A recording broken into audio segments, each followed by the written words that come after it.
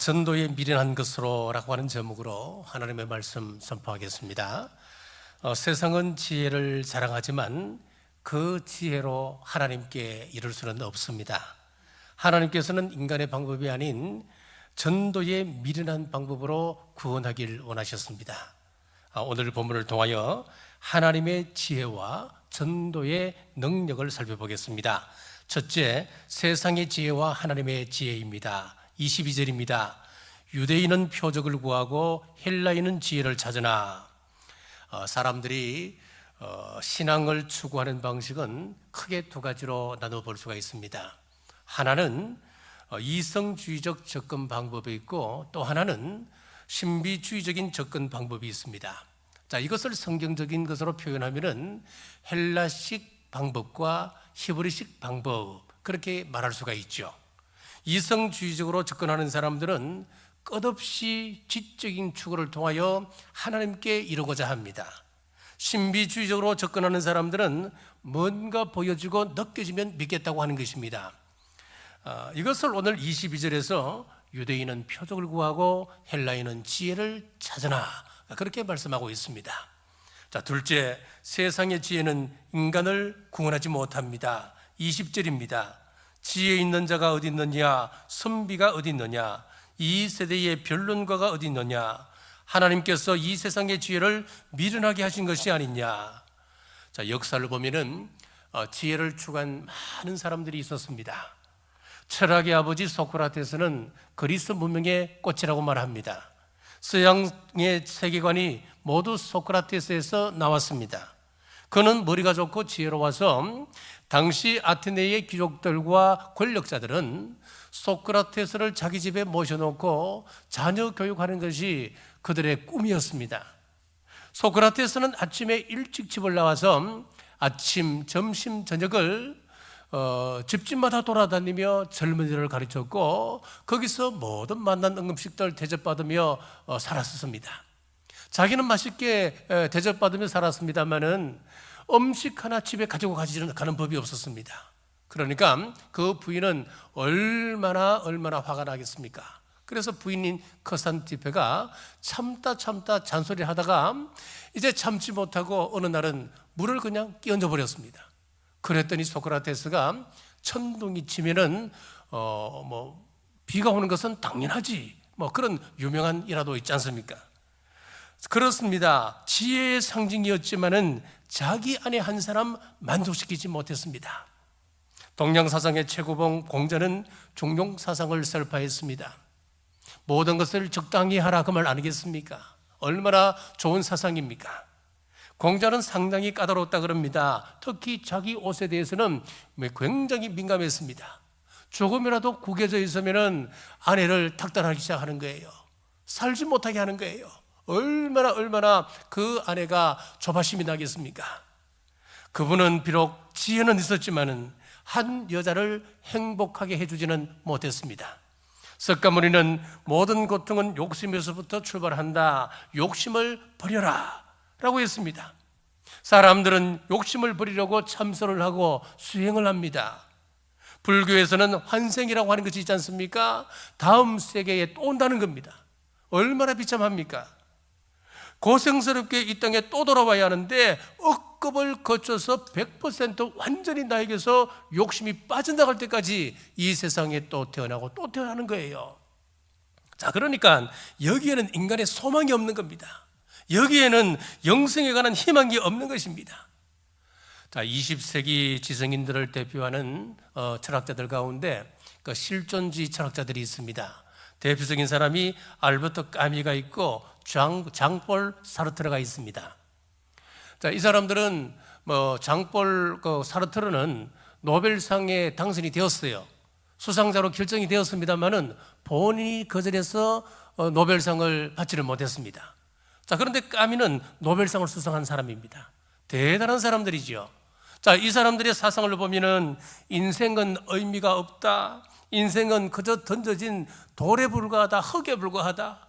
어디로 와서 어디로 가는지 모르고 단지 우리가 이 땅에 던져졌는데 우리가 이 땅에서 살다가 그냥 아무 소리 없이 사라져버리는 존재다, 그런 주장을 했었습니다. 그러니까 인간을 절망과 허무 속에 빠뜨려 버렸습니다. 고독 속에 떨게 만들어 버렸습니다. 자, 20세기 최고의 사상이라 할 수 있는 공산주의 사상을 보십시오. 마르크스 레닌의 그 유물론 때문에 얼마나 많은 사람들이 죽었습니까? 유토피아를 꿈꾸었습니다마는 얼마나 많은 사람들이 비참한 가운데 빠져들었습니까? 자, 이런 세상의 지혜로는 인간을 구원할 수가 없습니다. 자, 셋째, 우리 하나님의 방법은 전도에 미련한 것입니다. 21절입니다. 하나님의 지혜에 있어서는 이 세상이 자기 지혜로 하나님을 알지 못하므로 하나님께서 전도에 미련한 것으로 믿는 자들을 구원하시기를 기뻐하셨도다. 저와 여러분들이 예수님 바깥에 있었을 때는 어떤 처지에 있었습니까? 어둠의 권세에 휩싸여 있었습니다. 갈 바를 알지 못하고 방황했었습니다. 공중 권세 잡은 자 사신 우상에게 절하며 복을 빌었던 참 미련한 사람이 저와 여러분들이었습니다. 그런 우리를 구속하기 위하여 예수 그리스도를 이 땅에 보내셔서 십자가의 고통과 부활의 영광을, 부활의 승리를 맛보게 하셨습니다. 자, 이 예수님으로 구원을 주시기 위해서 하나님께서 택하신 방법이 있습니다. 수많은 사람들을 모아놓고 기적을 베푸면 대부분의 사람들이 하나님께로 돌아오지 않겠습니까? 수십만의 사람을 모아놓고 그 앞에서 죽은 사람 살려내면은 대부분의 사람들이 등록하지 않겠습니까? 그런데 하나님은 그런 방법을 쓰지 않으셨습니다. 전도의 미련한 방법으로 우리를 구속하신 것입니다. 우리 대한민국이 이렇게 부흥한 것도 전도의 미련한 방법이 가져온 기적이었습니다. 한국 땅에 오셨던 선교사들은 오늘 복음을 전하고 내일 죽는 사람인 것처럼 그들은 추운 날 살을 애는 고통 속에서도 그들은 복음을 전파했습니다. 탁월한 한국어 실력으로 사랑받았던 전킨이라고 하는 선교사님은 추운 겨울 자신의 몸을 돌보지 않고 이 마을 저 마을 뛰어다니며 복음을 전하다 급성폐렴에 걸려서 죽었습니다. 컬렉 선교사님과 실로서 선교사님은 한국에 왔습니다. 자기 어린 자녀들을 돌보지를 못했습니다. 그 어린 아들을, 그 어린 자녀들을 하나님 품에 먼저 보내는 아픔을 겪었습니다. 우리들이 그 선교사님들의 노고를 잊으면 안 됩니다. 그들도 인간인데 왜 편하게 살고 싶지 않았겠습니까? 왜 누리며 살고 싶지 않았겠습니까? 세상이 볼 때는 얼마나 그들이 바보스럽고 미련스럽게 보이는 겁니까? 그런데 이것이 하나님의 방법, 전도라고 하는 방법이었습니다. 오늘은 텐시저 전도대회 날입니다. 우리는 복음의 빚진 자로서 내가 그 빚을 갚겠습니다. 세상이 볼 때는 미련한 방법이지만 한 사람 한 사람 찾아가 전도할 때에 놀란 결실이 있을 것을 믿으시고 또 여러분들의 그 희생을 통하여 우리 교회가 태신자들로 가득 채워지는 하나님이 기뻐하는 그런 교회 되시기를 주님의 이름으로 축복합니다. 기도하겠습니다. 사랑과 은혜가 충만하신 아버지 하나님, 오늘 말씀을 통하여 십자가의 복음을 깨닫게 하심을 감사합니다. 세상은 지혜를 자랑하고 표적을 구하며 자기 방법으로 하나님을 찾으려 하지만 주님께서는 전도의 미련한 방법으로 믿는 자들을 구원하시기를 기뻐하셨습니다. 그 미련한 방법으로 이 땅에서 복음을 위해 생명 바쳤던 선교사들의 헌신을 기억하며 저들도 그 사명을 이어가게 하옵소서. 전도의 미련한 방법을 붙들고 예수님의 십자가를 자랑하게 하옵소서. 오늘 정료나 자매를 통하여 전해지는 생명의 간증을 오늘 태신자들이 잘 받아 주님께로 돌아오는 역사가 있게 하여 주옵소서. 이 시간 감사의 예물을 올립니다. 마음을 다하여 올리는 11조를 비롯한 여러 모양으로 드리는 예물 받으시옵소서. 물질에 대한 청지기 사명 잘 감당하여 세상 속에서 힘있는 삶 살게 하시고 우리 성도들의 가정과 사업을 날로 번성케 하셔서 하나님 영광 위하여 마음껏 사용케 하옵소서. 여러 모양으로 봉사하는 손길들이 있습니다.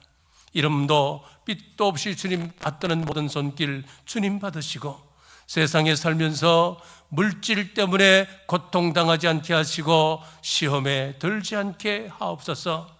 어머니의 장례식을 하나님 앞에 무사히 마치고 감사함으로 식사를 공개하는 가정이 있습니다. 하나님의 크신 위로가 그 가정에 있게 하옵소서. 공개하는 손길을 복되게 하사 범사에 감사가 넘치며 그 손으로 하는 모든 일이 복되게 하옵소서. 식사를 나누는 온 성도들에게는 천국 소망을 분명히 하는 기쁨의 교제의 자리 되게 하옵소서. 마태복음 10장 기도합니다. 마태복음 10장 7절, 우리 남북의 성도들 천국 가게 하여 주옵소서. 마태복음 10장 8절, 천국 가는 그날까지 건강을 지켜 주옵소서. 마태복음 10장 12절, 가정과 직장과 생업에 평안을 주옵소서. 이제 세상으로 나갑니다. 하나님의 얼굴로, 하나님의 대행자로, 진리의 빛으로 살게 하시고 세상에 희망되게 하여 주옵소서. 이제는 우리 주 예수 그리스도의 은혜와 우리 하나님 아버지의 무한하신 사랑과 성령님의 감동, 감화, 위로교통 충만하심이 오늘 주신 말씀 앞에 순종하기로 결단하는 주의 온 권속들과 각 가정과 직장과 생업 위에 지금부터 영원토록 함께 하시길 간절히 축원하옵나이다. 아멘.